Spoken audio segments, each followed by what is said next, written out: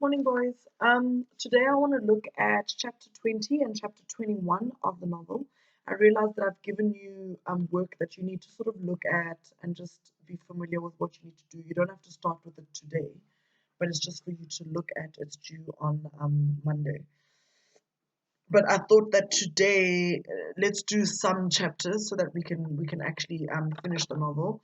After this video, we'll have two more chapters of the novel to do, and then actually no, three more chapters to do, and then we'll be done with this one. Okay, so you're going to take notes, and we're going to have it like a brief discussion at the end of the period, and we're going to talk about the assessment as well. Okay, so in chapter 20, remember he's just realized that the t-shirt wasn't from his mom.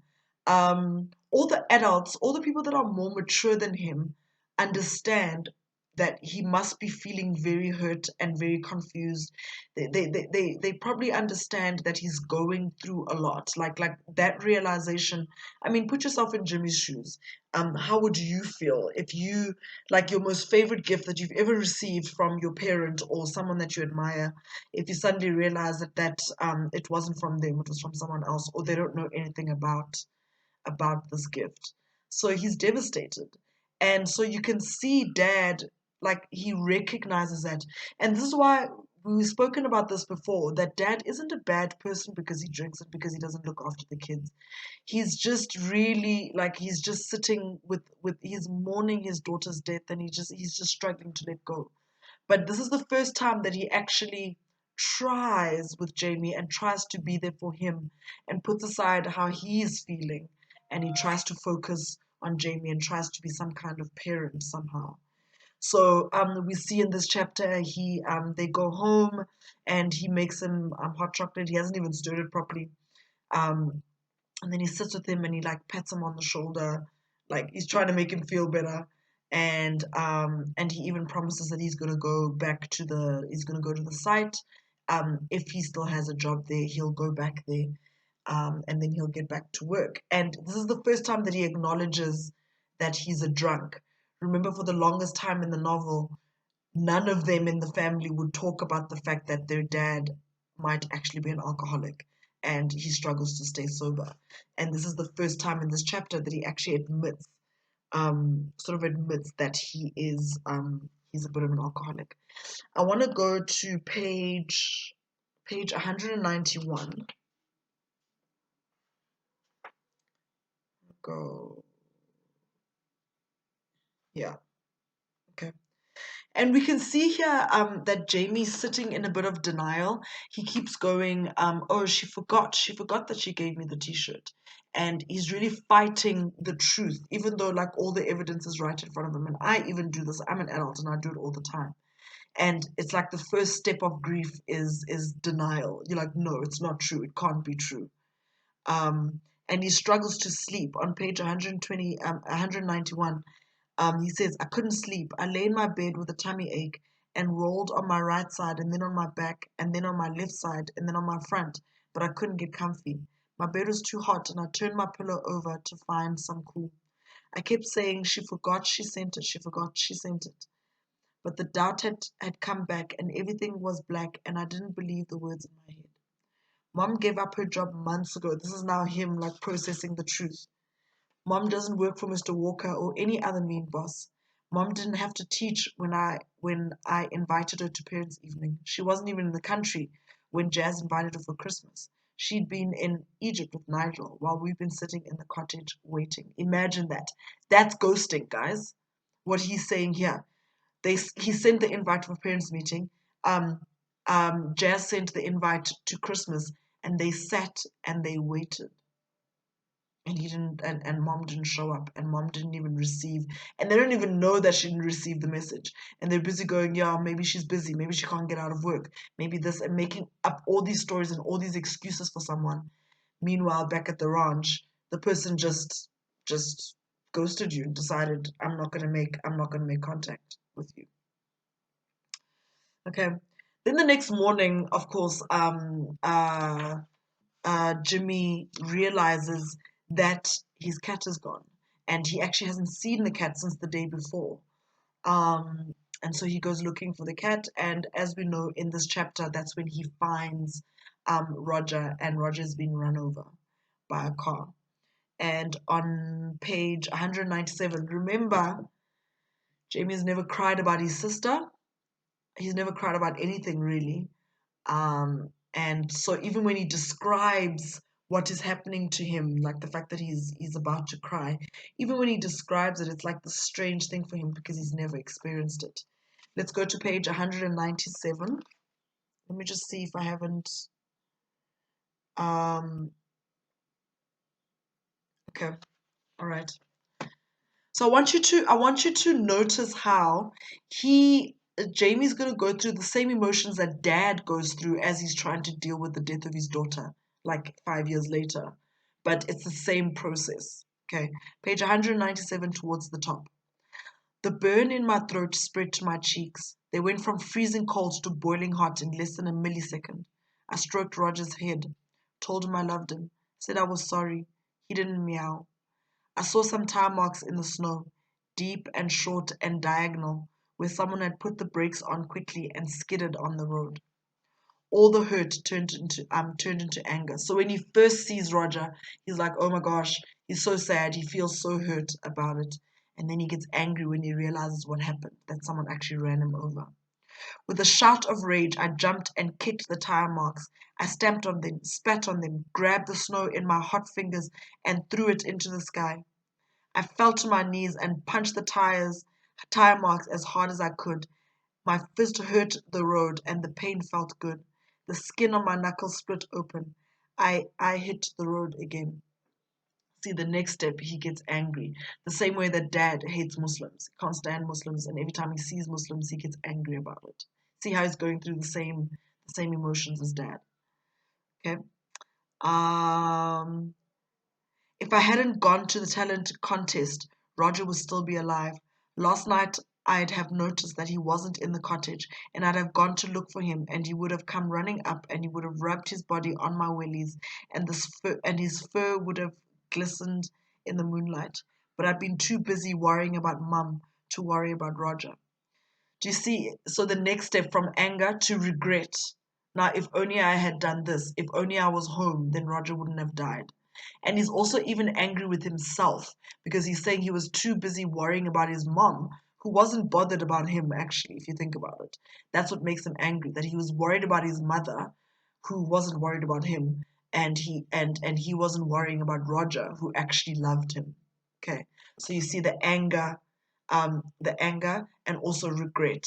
And Dad also experiences that. Remember, when Mom was still around, he would get drunk and he would say, "Yeah, if you had told her to come back to us and stand with us, then she would have died. She wouldn't have died in the explosion." Um, and this is what happens when bad things happen. I experience that when I do something silly like drop a phone or lose something, and I'm like, oh my gosh, if I wasn't in such a hurry, if I had paid attention, then this wouldn't have happened. Um, and so Jamie's feeling the same way about this. I stopped thumping the ground. I stood up and my knees shook. I walked over to Roger, and this time I didn't feel scared of his dead body. I wanted to hold him. I never wanted to let him go. You see, again, Dad is the same. That's why Dad wanted to cremate the body, and that's why Mom wanted to bury her. So in a way, they both didn't want to let go of Rose, because they both wanted somewhere where they could visit her. They also both wanted like to always carry them with him. So even Dad, the reason why he kept the urn was so that he didn't want to let her go. And it's the same way that Jamie's feeling, that he literally doesn't want to let Roger go. Um, I wanted to give him 1,000 strokes, 1,000,000 cuddles, say all the things that I should have said when he could still hear my voice. I picked him up gently as if he was one of those boxes marked sacred. Remember the boxes marked sacred? Those were all of Rose's stuff that Dad would keep like going and visiting and going through the stuff and whatever. And and this is what really made me cry here, is that like Jamie finally understands what Dad is going through, because he's going through it with something that he loves. Okay, so he understands why he doesn't realize it yet, but he understands what Dad is going through. Okay, His head flopped on his neck, but I lifted it onto my shoulder. I pulled his body close to mine and stroked the fur. I rubbed his head and rocked him gently, like women do with babies. I missed my cat. I missed him so much that the burn in my throat and the burn in my cheeks spread up to my eyes and burned them too. They started to water. No, not water. Cry. I cried for the first time in 5 years, and my silver tears fell into Roger's orange fur. So this is the first thing that makes Jamie cry, and you can see the way that he goes through it. He goes through it the same way that Dad goes through it. Remember when he was laughing at him when he wanted to laugh at him when he found him in the basement crying over the Father's Day card, and he was like, it's actually quite funny because he's so ridiculous and his shoulders are moving and now he's in that position and like he kind of gets it, you know. So in chapter 21, he carries Roger back home and he doesn't want to let him go. He's got him zipped up to his jacket and he doesn't want to let him go. He doesn't want to take him off, take him out. Okay. And his dad finally catches sight of him and he comes out and then he sees that Roger's been run over. And check what happens now. Dad pulled me to my feet. I'm on page 201, the middle of the page. Dad pulled me to my feet and gave me the first hug I can remember. It was strong and tight and safe, and I pushed my face into his chest. My shoulders shook, and my breathing came in gasps, and tears made his t-shirt wet. He didn't tell me to shh, and he didn't say calm down, and he didn't ask what's wrong. He knew it hurt too much to say out loud. He knew because he's been there. He's lost someone that he loves. So he totally gets it. And this is the funny thing about life, and I'm probably like getting too mature for you now, but this is the thing about life is that pain teaches us to be compassionate to other people. So Dad was able to treat Jamie with compassion because Dad may not have loved Roger as much as Jamie loved Roger, but he understood what it feels like to love someone to lose someone that you love so much. He understands it. And so he understands his son and he understands why his son feels so sad. And I've experienced it for myself that after I experienced pain, like really, really excruciating emotional pain, when other people experience pain, I feel compassion. I feel sad for them. I don't laugh at them. I don't think that they're being ridiculous because I understand how painful it can be to lose someone that you love. Okay. And so that's why he's like, he didn't say stop. He didn't say what's wrong. He didn't say anything like that. When there was no more tears left, Dad patted me on the back and unzipped my jacket. I didn't stop him. He took Roger off me, gently, slowly, softly, and lowered him to the ground. He touched Roger's eyelids and closed them carefully. The marbles disappeared. Roger looked like he was asleep. Wait there, he said. His eyes were sad, but his mouth was determined. He disappeared into the cottage. A minute later, he was back, carrying a spade and a small object that he dropped into his pocket. I started to say, cremate him.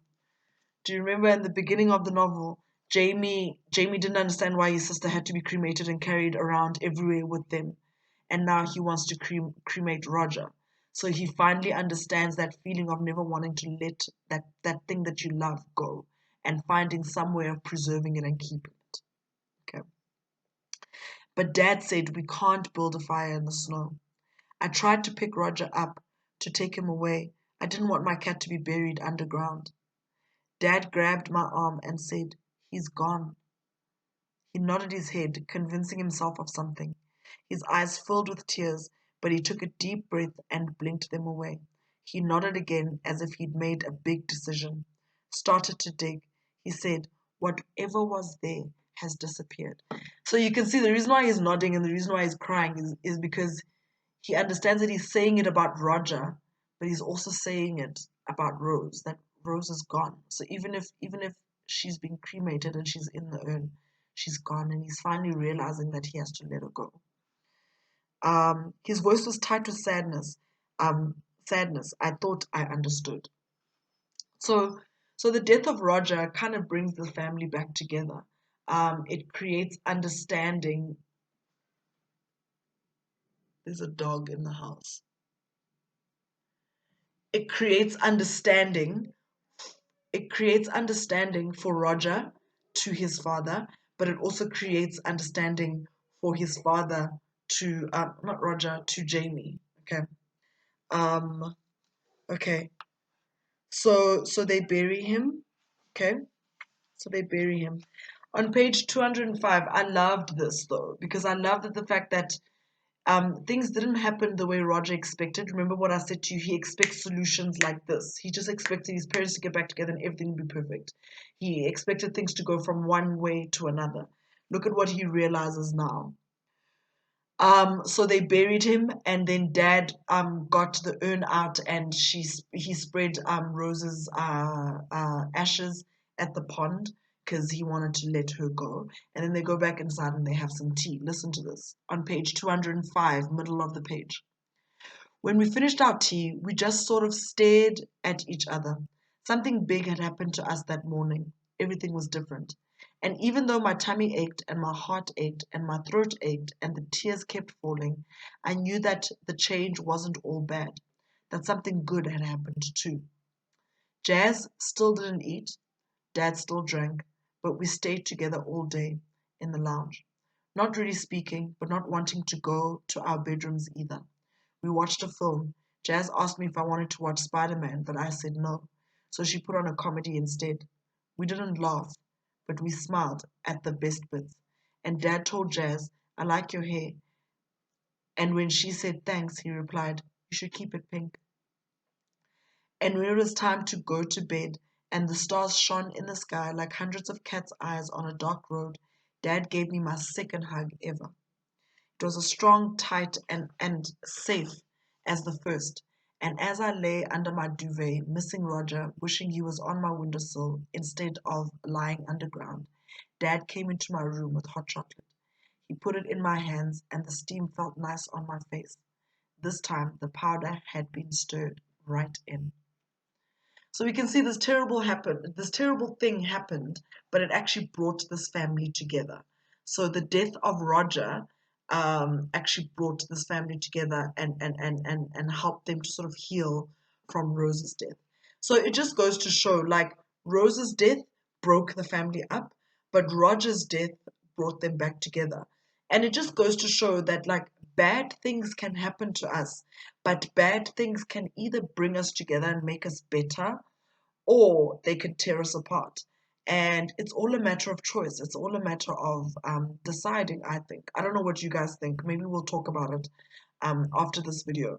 Um, can bad things bring out the best, or do they only bring out the worst? Do we actually have control over what bad things can do for us or can bring out in us?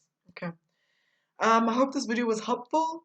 We're going to get onto the call when you're done watching this video and taking notes, and then we'll discuss what we've learned today a little bit. Okay, have a good day, boys.